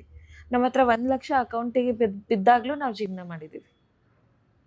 ಅದನ್ನ ಕಲ್ತಿದೀವಿ, ಯಾವಾಗ ಎಷ್ಟು ಖರ್ಚು ಮಾಡ್ಬೇಕು, ಯಾವಾಗ ಇದ್ ಮಾಡ್ಬೇಕು, ದುಡ್ಡು ಇಲ್ದಿದ್ದಾಗ ಯಾವ ತರ ಮ್ಯಾನೇಜ್ ಮಾಡ್ಬೇಕು, ದುಡ್ಡು ಇದ್ದಾಗ ಯಾವ ತರ ಖರ್ಚು ಮಾಡ್ಬೇಕು ತಿಳ್ಕೊಂಡಿದೀವಿ. ನೀವು ವರ್ಕಿಂಗ್ ಅಥವಾ? ನಾನ್ ವರ್ಕಿಂಗ್. ಅವರು ಈಗ ವರ್ಕಿಂಗ್ ಸ್ಟಾರ್ಟ್ ಮಾಡಿದ್ದಾರೆ. ಯಾಕಂದ್ರೆ ಇಷ್ಟು ದಿನ ನಾವು ಇಬ್ಬರೇ ಇರ್ತಾ ಇದ್ದಿದ್ದು, ಈಗ ನಮ್ಮ ಅಪ್ಪ ಅಮ್ಮ ಬಂದಿದ್ದಾರೆ ಮಗು ನೋಡ್ಕೊಳ್ಳೋದಕ್ಕೆ ಅಂತ. ನಾನು ನಿಜವಾಗ್ಲೂ ಅವಂಗೆ ದೊಡ್ಡ ಥ್ಯಾಂಕ್ಸ್ ಹೇಳಬೇಕು. ಯಾಕಂದರೆ ನಾನು ಮತ್ತೆ ಕೆರಿಯರ್ನ ರೀಸ್ಟಾರ್ಟ್ ಮಾಡಿದ್ದೀನಿ ಅಂತಂದರೆ the main person behind is my mother in law. ನಾವು ಅದು ಅವ್ರಿಗೆ ವರ್ಕ್ ಮಾಡೋದಕ್ಕೆ ಯಾಕೆ ಸ್ಟಾರ್ಟ್ ಮಾಡೋ, ಅವರು ಸ್ವಲ್ಪ ಆಕ್ಟಿವ್ ಆಗಿರ್ಬೇಕು. ಯಾಕಂದ್ರೆ ಈಗ ಅವ್ರು ಮಾಡೋ ಅರ್ನಿಂಗ್ ಇಂದ ಏನಾದ್ರು ಮನೆ ನಡಿಬೇಕು ಅಂತ ಅಲ್ಲ, ಅಟ್ಲೀಸ್ಟ್ ಅವ್ರು ಆಕ್ಟಿವ್ ಆಗಿದ್ರೆ. ಈಗ ನಮ್ಗೇನು ತುಂಬಾ ಏಜ್ ಆಗ್ಬಿಟ್ಟಿಲ್ಲ. ಈ ಏಜಲ್ಲಿ ಸುಮ್ಮನೆ ಮನೇಲೇ ಇದ್ರೆ ಅದು ನಿಮಗೆ ಒಂಥರ ಲೈಫ್ ಟೈಮ್ ಹೌಸ್ ವೈಫ್ ಥರ ಫೀಲ್ ಬಂದ್ಬಿಡುತ್ತೆ ಅದು. ಬಿಕಾಸ್ ಮದ್ವೆಗೆ ಮುಂಚೆ ಐ ವಾಸ್ ವರ್ಕಿಂಗ್. ನಾನು ಕಾಲ್ ಸೆಂಟರಿಂದ ಸ್ಟಾರ್ಟ್ ಮಾಡಿದ್ದು ನನ್ನ ಕೆರಿಯರ್ನ when I was 16 years old. ನಾನು ಕಾಲೇಜ್ ಬಿಟ್ಟಿದ್ದು, ನನ್ನ ತಮ್ಮ ಹ್ಯಾಂಡಿಕ್ಯಾಪ್ ಇದ್ದ, ಹೆವಿ ಮನೆ ಹಾರ್ಡ್ ವರ್ಕ್. ಪರಿಸ್ಥಿತಿ ಆಗಿತ್ತು. ಸೊ ಕಾಲ್ ಸೆಂಟರಿಂದ ಸ್ಟಾರ್ಟ್ ಮಾಡಿದ್ದು. ಸಮ್ಹೌ ಯೋಗ ಕ್ಲಾಸಸ್ಗೆ ಜಾಯ್ನ್ ಆಗಿ ಅಲ್ಲಿ ಇನ್ಸ್ಟ್ರಕ್ಟರ್ನ ನೋಡಿ ಇನ್ಸ್ಪೈರ್ ಆಗಿ ನಾನು ಯೋಗ ಸರ್ಟಿಫಿಕೇಷನ್ ಮಾಡಿಕೊಂಡೆ. ಸೊ ಸರ್ಟಿಫಿಕೇಷನ್ ಆದಮೇಲೆ ಪಿಲಾಟಿಸ್ ಮಾಡಿದೆ ಮತ್ತು HIIT ಮಾಡಿದೆ. ಸೊ ಇದರಿಂದ ನನಗೆ ಕೆರಿಯರ್ ಸ್ಟಾರ್ಟ್ ಆಗಿದ್ದು ಫಿಟ್ನೆಸ್ಸಲ್ಲಿ. ಸೊ ಗ್ರೂಪ್ ಕ್ಲಾಸಸ್, ಇಂಡಿಪೆಂಡೆಂಟ್ ಆಗಿದ್ದಿದ್ದು, PT ಮಾಡ್ತಿದ್ದೆ.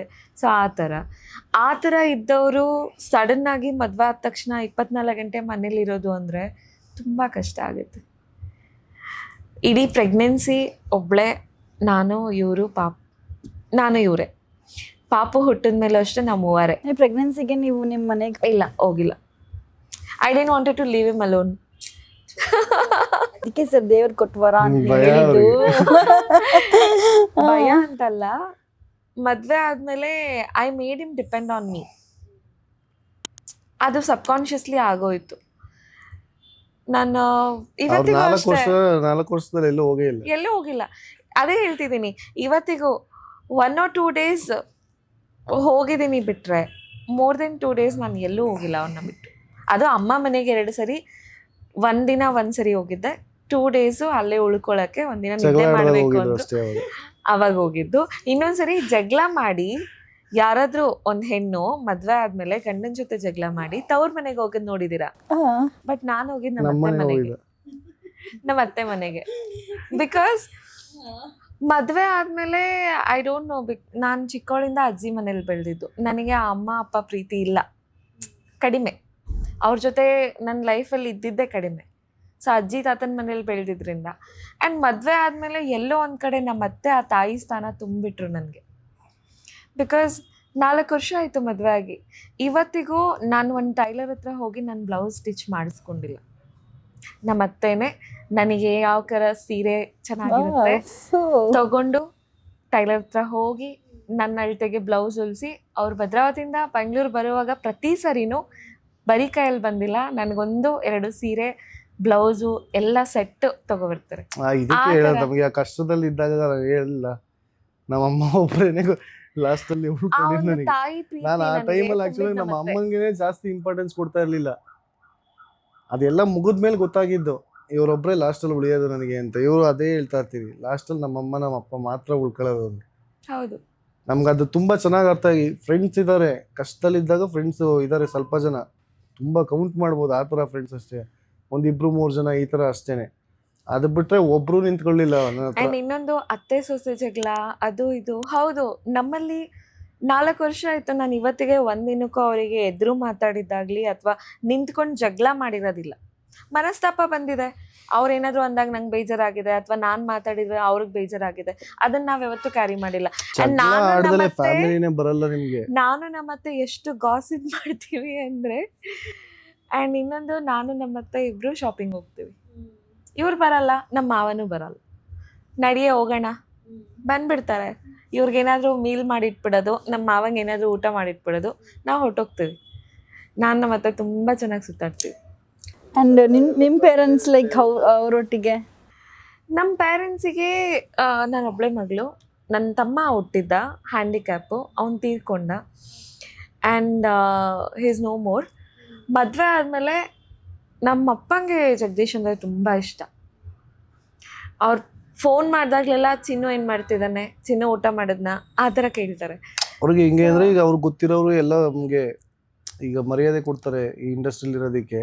ಇವರಂದ್ರೆ ದೊಡ್ಡಬಳ್ಳಾಪುರ ಕಡೆ ಅವರು ಮದುವೆ ಟೈಮಲ್ಲೂ ಅಷ್ಟೇ.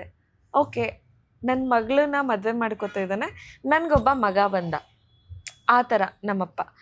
ಅವರು ಮೋಸ್ಟ್ಲಿ ಫ್ರೀಕ್ವೆಂಟಾಗಿ ನಮ್ಮನ್ನ ಬಂದು ವಿಸಿಟ್ ಮಾಡಲ್ಲ, ನಮ್ಮ ಜೊತೆ ಟೈಮ್ ಸ್ಪೆಂಡ್ ಮಾಡಿಲ್ಲ. ಆ್ಯಂಡ್ 4 ವರ್ಷದಲ್ಲಿ ಒಂದಿನಕ್ಕೂ ನಮ್ಮ ಮನೇಲಿ ಉಳ್ಕೊಂಡಿಲ್ಲ. ನಾವು ಹೋಗಿ ನಾವು ಅಪ್ಪ ಅಮ್ಮ ಮನೇಲಿ ಉಳ್ಕೊಂಡಿರೋದು ಒಂದೇ ಸರಿ, ಅದೇನೋ ಶಾಸ್ತ್ರಕ್ಕೆ ಬಿಟ್ಟರೆ ಅಷ್ಟು ಬಂದು ಹೋಗು ಮಾಡೋದಿಲ್ಲ. ಬಟ್ ಎಲ್ಲೋ ಒಂದು ಕಡೆ ಆ ಬಾಂಡ್ ಇದೆ. ಆಫ್ಟರ್ ಮ್ಯಾರೇಜ್ ನೀವು ಬೆಂಗಳೂರಲ್ಲೇ ಇಲ್ಲೇ ಇದ್ದೀವಿ. ಎಷ್ಟೊಂದು ಜನ ಹೇಳೋದು, ದುಡ್ಡು ಮಾಡಲಿಲ್ಲ. ದುಡ್ಡು ಹೆಸರು ಇವತ್ತಿರುತ್ತೆ ನಾಳೆ ಮಾಡಿದೀನಿ ಹೋಗುತ್ತೆ. ಹೆಸ್ರು 4 ಜನ ಮಾಡಿದೀವಾ? ಮರ್ಯಾದೆ ಕೊಡೋ ಅಷ್ಟಂತೂ ಹೆಸರು ಮಾಡಿದೀನಿ ನಾನು. ಒಳ್ಳೇದ್ ಮಾತಾಡ್ತಾರೆ, ಇನ್ಸ್ಪೈರ್ ಆಗ್ತಾರೆ, ನಿಮ್ಮನ್ನ ನೋಡಿ ಕಲಿತಾ ಇದೀವಿ ಅಂತಾರೆ. ದುಡ್ಡು ಮಾಡಿಲ್ಲ ಇವತ್ತೆಲ್ಲ ನಾಳೆ ದುಡ್ಡು ಮಾಡೇ ಮಾಡ್ತೀನಿ ನಾನು. And ಇನ್ನೊಂದು ಯಾರಿಗೂ ಅಂತೂ ಮೋಸ ಅಂತೂ ಮಾಡಲಿಲ್ಲ. ಇವತ್ತೆಲ್ಲ ನಾಳೆ ದುಡ್ಡು ಮಾಡ್ತೀನಿ, ಒಳ್ಳೆ ಥರನೇ ಮಾಡ್ತೀನಿ. ಅದೇ ಮೈಂಡ್ ಸೆಟ್ಟಲ್ಲೇ ಇರೋದು ನಾನು. ನಾವು ಯಾರಿಗೂ ನಾನು ಆ ಥರ ಮಾಡ್ತೀನಿ ಈ ಥರ ಮಾಡ್ತೀನಿ. ಈಗ ಆ ಥರ ಕೋಚಿಂಗ್ ಮಾಡಿದ್ರೆ ಎಷ್ಟು ಜನ ಹುಡುಗರು ಸಿಗ್ತಾರೆ ಈಗ. ಹಂಗೆ ಶಾರ್ಟ್ ಕಟ್ಟಲ್ಲಿ ಯಾವತ್ತು ಪಾಪ ಅವ್ರ ಲೈಫ್ ಹಾಳು ಮಾಡ್ಕೊಂಡಿರೋ ರಿಯಾಲಿಟಿ ಹೇಳಬೇಕು. ಅದನ್ನ ಮೀರಿ ಮಾಡ್ತೀನಿ ಅಂದರೆ ಮಾಡೇ ಮಾಡ್ತೀನಿ ನಾನು. ಕಷ್ಟಪಟ್ಟು ಮಾಡ್ತೀನಿ ಅಂದರೆ ಆ ಥರ ಹುಡುಗರು ಇದ್ದಾರೆ. ಇಲ್ಲ ಅಣ್ಣ ಮಾಡಲೇಬೇಕು ನನಗೆ, ಇದೇ ನಂದು ಲೈಫೇ ಬಾಡಿ ಬಿಲ್ಡಿಂಗು. ಈ ಥರ ಇರೋರಿಗೆ ಬೇಕಾದ್ರೆ ನನ್ನ ಕೈಲಿ ಏನು ಸಪೋರ್ಟ್ ಆಗುತ್ತೆ ಅದು ಮಾಡಿ. ನಾನು ಈಗ ಫೀಸ್ ಕಮ್ಮಿ ಚಾರ್ಜ್ ಮಾಡ್ತೀನಿ, ಇಲ್ಲ ನನ್ನ ಹತ್ರ ಯಾವ್ದಾದ್ರು ಸಪ್ಲಿಮೆಂಟ್ಸ್ ಇದ್ದರೆ ಕೊಡ್ತೀನಿ. ಆ ಥರ ನನ್ನ ಕೈಲಿ ಏನಾಗುತ್ತೆ ಅದು ಮಾಡ್ತೀನಿ. ಸುಮ್ಮನೆ ಶೋಕಿಗೋಸ್ಕರ ಮಾಡೋನು, ಟೈಮ್ ಪಾಸ್ಗೋಸ್ಕರ ಮಾಡೋನು, ಅವ್ನು ದುಡ್ಡು ಕೊಡ್ತೀನಿ ಅಂದರೂ ಮಾಡಲ್ಲ ನಾನು. ಯಾಕಂದ್ರೆ ಅವಶ್ಯಕತೆ ಇಲ್ಲ ಅದೆಲ್ಲ. ನಮಗೆ ದುಡ್ಡು ಬಂದೇ ಬರುತ್ತೆ. ನೀವು ಕಷ್ಟಪಟ್ಟು ಮಾಡ್ತಾ ಇದ್ರೆ ಇವತ್ತೆಲ್ಲ ನಾಳೆ ದುಡ್ಡು ಬಂದೇ ಬರುತ್ತೆ. ದುಡಿಯೋದಕ್ಕೋಸ್ಕರ ಅಂತ ಮಾಡಬಾರ್ದು ಇದನ್ನು. ರೀಸೆಂಟ್ ಆಗಿ ಮೊನ್ನೆ ಒಂದು ಶಾಪಿಂಗ್ ಹೋಗಿದ್ದೆ. ಅಲ್ಲಿ ಕೆಲಸ ಮಾಡೋ ಹುಡುಗರು ಅದಕ್ಕೆ ಅಣ್ಣ ಬಂದಿಲ್ವಾ ಅಂತ ಕೇಳಿದ್ರು. ಮುಖಾನೇ ಡೆಲಿವರಿ ಗೊತ್ತಿಲ್ದಿರ ಮಾಡೋ ಹುಡುಗನಿಂದ ಹಿಡಿದು ಸಂಪಾದನೆ ಬಸ್ ಸ್ಟ್ಯಾಂಡ್ ಅಲ್ಲಿ ಬಸ್ ಸೀಟ್ ಇಟ್ಕೊಡ್ತಾರೆ ಅಲ್ಲ, ಹುಡುಗರು. ನಾನು ಹೇಳೋದು ಒಂದು ಸಂಬಂಧನೇ ಇರೋರು ಆ ಸಂಬಂಧಗಳಿಗೆ ಬೆಲೆ ಕೊಟ್ಟು ಬಾಯಿ ತುಂಬಾ ಅತ್ತಿಗೆ ಅಂತ ಕರೆಯಲ್ಲ. ನಾವು ಸಂಪಾದಿಸಿರೋದು ಈ ಪ್ರೀತಿ, ಅದೇ ಖುಷಿ. ನಾನು ಇವ್ರಿಗೆ ಮೆಸೇಜ್ ಮಾಡಿದೆ, ಇಲ್ಲಿ ಹುಡುಗರು ನಿನ್ನ ಕೇಳ್ತಾ ಇದಾರೆ, ನೀನ್ ಬಂದಿಲ್ವಾ ಅಂತ. ನಮಗೆ ಅನ್ಸ್ತಾ ಇರುತ್ತೆ, ಎಷ್ಟೊಂದ್ ಜನ ನೋಡ್ತೀವಿ ಇವರು ನಾವು. ರಿಪ್ಲೈ ಮಾಡಿದ್ ಒಂದೇ, ನಾವು ಅದನ್ನೇ ಅಲ್ವಾ ಸಂಪಾದನೆ ಮಾಡಿರೋದು ಅಂತ ಸ್ಮೈಲಿ ಕಳ್ಸಿದ್ರು. ಇದಕ್ಕಿಂತ ಇನ್ನೇನ್ ಬೇಕು ನಮ್ಗೆ? ಈಗ ಎಷ್ಟೊಂದ್ ಜನ ಇದೇ ಇಂಡಸ್ಟ್ರಿಲಿ ಇರೋರು, ತುಂಬಾ ದುಡ್ಡು ಮಾಡಿ ಸೆಟ್ಲ್ ಆಗಿರೋರ್ನೆಲ್ಲ ನೋಡಿ ಅನ್ಕೋತಾ ಇರ್ತೀನಿ, ಒಂದು ಕಾಂಪಿಟೇಷನ್ನೇ ಮಾಡಿಲ್ಲ, ಇವ್ರೇನು ಗೆದ್ದೇ ಇಲ್ಲ, ನಾವು ಇಷ್ಟೊಂದು ಟೈಟ್ಲು ಮಾಡಿದೀವಿ, ಇನ್ನೂ ದುಡ್ಡು ಮಾಡಿಲ್ವಲ್ಲ, ಇನ್ನೂ ನಮ್ದು ಅಂತ ಬಟ್ ತುಂಬಾ ಏನೋ ಸ್ವಂತ ಜಿಮ್ ಇಲ್ವಲ್ಲ, ಅದು ಇಲ್ವಲ್ಲ, ಇದಿಲ್ವಲ್ಲ. ಮಾಡಿದೀವಿ. ಅವರೆಲ್ಲ ಅದರಲ್ಲಿ ಒಬ್ಬೊಬ್ರು ಹೆಂಗೆ ಅಂತಂದ್ರೆ, ಈಗ ನಾನು ಜಿಮ್ ಇಂಡಸ್ಟ್ರಿದು ಹೇಳ್ತೀನಿ ನಿಮಗೆ. ಯಾರೋ ಒಬ್ರು ಕ್ಲೈಂಟ್ ಇರ್ತಾರೆ, ಕ್ಲೈಂಟ್ ಹತ್ರ ದುಡ್ಡು ಹಾಕಿಸ್ತಾರೆ ಇನ್ವೆಸ್ಟರು, ಜಿಮ್ ಓಪನ್ ಮಾಡ್ತಾರೆ. ಅವ್ನ ದುಡ್ಡಂತೂ ಹೋಗಲ್ಲ, ಲಾಸ್ ಆದರೆ ಕ್ಲೈಂಟ್ ದುಡ್ಡು. ಆಯಿತಾ? ಪರ್ಸ್ನಲ್ ಟ್ರೈನಿಂಗಿಗೆ ನೀವು ಸರಿ ಜಾಸ್ತಿ ಚಾರ್ಜ್ ಮಾಡ್ತೀರಾ, ಅಷ್ಟೇ ರಿಸಲ್ಟ್ ಕೊಡಬೇಕು. ದುಡ್ಡು ಇಸ್ಕೊಂಡಿರ್ತಾರೆ, ಈ ಕಡೆ ರಿಸಲ್ಟು ಬಂದಿರಲ್ಲ, ಆ ಥರನೂ ದುಡ್ಡು ಮಾಡ್ತಾರೆ. ಹಿಂಗೆಲ್ಲ ದುಡ್ಡು ಮಾಡಿ ಮಾಡೋದಕ್ಕಿಂತ ನಿಧಾನಕ್ಕೆ ಆರಾಮಾಗೆ ಮಾಡ್ತೀನಿ. ದುಡ್ಡು ಮಾಡಿಲ್ಲ ಇಷ್ಟು ವರ್ಷ ಆದ್ಮೇಲೂ ಅಂತ ಯಾರಾದ್ರೂ ಅದು ಯಾವಾಗಾದ್ರು ತುಂಬಾ ಜನ ಹೇಳ್ತಾರೆ, ಅದು ತುಂಬಾ ತುಂಬಾ ಹೇಳ್ತಾರೆ. ಜನ ಹೇಳ್ತಾರೆ, ಏನ್ ಯಾವಾಗ್ಲೂ ಕಾಂಪಿಟೇಷನ್ ಮಾಡ್ತಾ ಇರ್ತೀಯ, ಎಷ್ಟು ದುಡ್ಡು ಗೆದ್ರೆ ಏನ್ ಯಾವಾಗ್ ಪ್ರಯೋಜನ, ಮಾಡ್ತೀಯಾ? ದುಡ್ಡು ಯಾವಾಗ ಮಾಡ್ತೀಯಾ, ಫ್ಯಾಮಿಲಿ ಏನ್ ಮಾಡ್ತೀಯಾ ನೀನು, ರೆಸ್ಪಾನ್ಸಿಬಿಲಿಟಿ ಇದನ್ನು ತುಂಬಾ ಜನ ಹೇಳ್ತಾರೆ ತುಂಬಾ ನನಗೆ. ಜನ ಹೇಳ್ತಾರೆ ನಮ್ಗೆ. ಅಂಡ್ ನನಗೂ ಮೈಂಡ್ ವಾಶ್ ಮಾಡ್ತಾರೆ ಜನ. ನಿಮಗೆ ಅದು ಯಾವಾಗಾದ್ರು ಒಂದೊಂದ್ಸಲ ರಿಗ್ರೆಟ್ ಆಗುತ್ತೆ, ನಾನು ದುಡ್ಡೇ ಮಾಡಿಲ್ವಲ್ಲ ಇವ್ರ ತರ ಎಲ್ಲ ಅಂತ. ಆಮೇಲೆ ಈಗ ಯಾರು ಒಂದ್ 4 ಜನ ನಮ್ಮನ್ನ ನೋಡಿ ಇದರ ಪಾಸಿಟಿವ್ ಆಗಿ ಹೇಳಿದಾಗ, ಬಿಡು ಇಷ್ಟು ಮಾಡಿದೀನಲ್ಲ ಸಾಕು, ದುಡ್ಡು ಯಾವಾಗಿದ್ರು ಮಾಡ್ತೀವಿ. ಇಷ್ಟು ಯಾರೋ ಎಲ್ಲಿರೋರು ನಿಮ್ಮನ್ನ ಇವತ್ತು ಗುರ್ತಿಡ್ದು ಮಾತಾಡಿಸ್ತಾರೆ, ಎಲ್ಲೋ ಹೋಗಿದ ಕಡೆ ಎಲ್ಲ ಗುರ್ತಿಡ್ದು ಅವ್ರಿಗೂ ಹೇಳ್ತಾರೆ ಅಂತಂದಾಗ ಇದಕ್ಕಿಂತ ಬೇರೆ ಇನ್ನೇನ್ ಸಂಪಾದನೆ ಮಾಡ್ಬೇಕು ನಾವು? ನಿಮಗೆ ಅದು ಎಲ್ಲರಿಗೂ ಸಿಗಲ್ಲ. ಎಲ್ಲರಿಗೂ ಸಿಗಲ್ಲ ಅದು. ಅಂಡ್ ಜಗದೀಶ್ ಅವ್ರ ಬಗ್ಗೆ ಒಂದು ವಿಷಯ ಹೇಳಬೇಕು. ಎಷ್ಟೋ ಜನ ಹುಡುಗರಿಗೆ ಫಿನಾನ್ಷಿಯಲಿ ಆಗಲ್ಲ, ಬಟ್ ಅವರಿಗೆ ಪ್ಯಾಷನ್ ಇರುತ್ತೆ, ಅವ್ರ ಹತ್ರ ಏನೂ ಚಾರ್ಜಸ್ ತಗೊಳ್ಳಲ್ಲ, ಇವರು ಫ್ರೀಯಾಗಿ ಗೈಡ್ ನಾನು ಮಾಡ್ತಾರೆ. ತುಂಬಾ ಕಷ್ಟಪಟ್ಟು ಮಾಡ್ದಿರೋ ಹುಡುಗರು ಹಂಗಂತ ಇನ್ಸ್ಟಾಗ್ರಾಮಲ್ಲಿ ತುಂಬಾ ಜನ ಮೆಸೇಜ್ ಮಾಡ್ತಾರೆ, ಅವ್ರಿಗೆಲ್ಲ ಮಾಡೋದಕ್ಕಾಗಲ್ಲ. ಆದ್ರೆ ತುಂಬಾ ಡೆಡಿಕೇಟೆಡ್ ಆಗಿ ಅನ್ಸಿ ನಾನು ಜೆನ್ಯೂನ್ ಆಗಿ ಅವ್ರಿಗೆ ಮೀಟ್ ಮಾಡಿದ್ರೆ potential ಆ ಇದೆ ಹುಡುಗರನ್ನ, ಅಂತ ಅನ್ಸಿದ್ರೆ ಅವಾಗ ನಾನು ನಿಂತ್ಕೊಂಡು ನನ್ನ ಕೈಲಿ ಎಲ್ಲ ಏನಾಗುತ್ತೆ ನೋಡಿ ನಾನು ಮಾಡ್ತಾರೆ. ಎಲ್ಲ ತರ ಹೆಲ್ಪ್ ಮಾಡಿರ್ತೀನಿ ಅವ್ರಿಗೆ. ಆ ಹುಡುಗರಿಗೆ ಟ್ರೈನ್ ಮಾಡ್ತೀನಿ, ನನ್ಗೆ ಏನು ಸಪ್ಲಿಮೆಂಟ್ ಆಗುತ್ತೆ ಅದನ್ನ ಕೊಡ್ತೀನಿ. ಆ್ಯಂಡ್ ಮೈಡಿ ಸರ್, ಮದುವೆ ಆದ್ಮೇಲೆ ಎಷ್ಟೊಂದು ಜನ ಡಿವೋರ್ಸ್ ಆಗಿರೋದಿದೆ, ಬಟ್ ಸ್ಟಿಲ್ ಈ ಥರ ಒಂದು ಪಾಸಿಟಿವಿಟಿ ಬಾಂಡಿಂಗ್ ಬಿಟ್ಕೊಡ್ಲೇಬಾರ್ದು ಅನ್ನೋ ವಿಚಾರ ಬಂದಾಗಲೇ ಅದು ಮದುವೆ ಆದರೂ ಆಗಿಲ್ಲ ಅಂದ್ರೂ ರಿಲೇಶನ್ಶಿಪ್ ಹಾಗೆ ಉಳಿಯುತ್ತೆ. ಬಿಕಾಸ್ ಅವರು ಬೆಳೆದು ಬಂದಿರೋ ರೀತಿ, ಅವ್ರ ಅಪ್ಪ ಅಮ್ಮ ಆವಾಗಲೇ ಹೇಳಿದ್ರು, ನಮ್ಮ ಅತ್ತೆ ಏನೇ ಆದರೂ ನಮ್ಮ ಮಾವನ್ ಬಿಟ್ಕೊಡಲ್ಲ. And same thing applies.